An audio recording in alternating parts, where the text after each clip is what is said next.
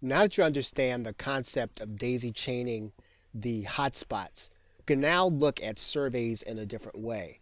And so what we're going to do is we're going to open up the quiz, even though we're not really looking to quiz anyone, we're really looking to do a survey. And so we're going to ask some questions. I'm going to write a question in here. And so what we're going to do is we're going to display the feedback. And so if a person answers a certain way, we want something to happen. So we're going to write in here.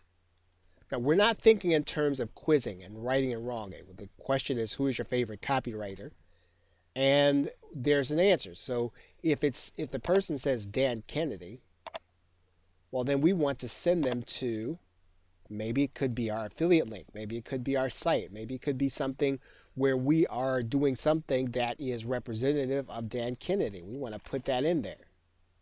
Now, if you follow this, what you also could do, now that you know you can put another video survey on your site, is you can send the person to the next survey to narrow down their answers. So in other words, they answer the first question, and maybe you want to send them to a follow-up question.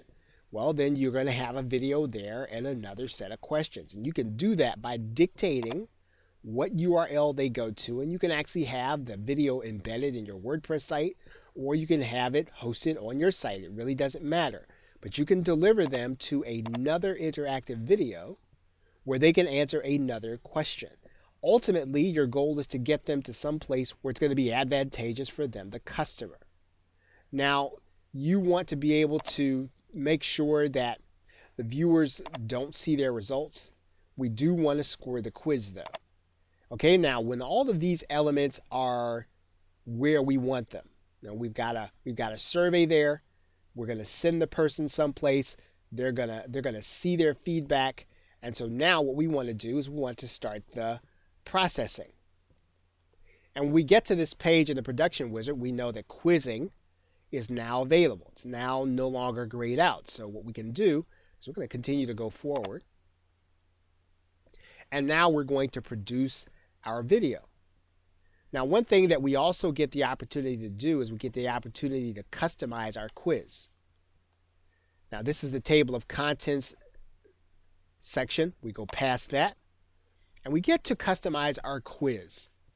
And this is where we make sure that we're communicating the right things to our prospect, our customer, or our acquaintance.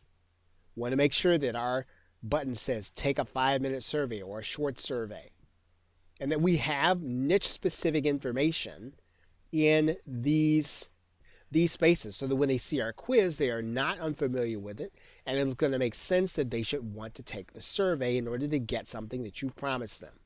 But you do have the opportunity to customize this information at the last screen before processing. And so once we process, we can either process as a smart player that we're going to host on our site, or we can back up and actually host this site on screencast.com and embed it on our website. We can do it either way. The important thing is that when the user takes some kind of action, that we send them to the next chain that we want them to be in. And if survey is the first part and you want them then to be sent to the page with the hotspot, you can do that, or you can do it vice versa.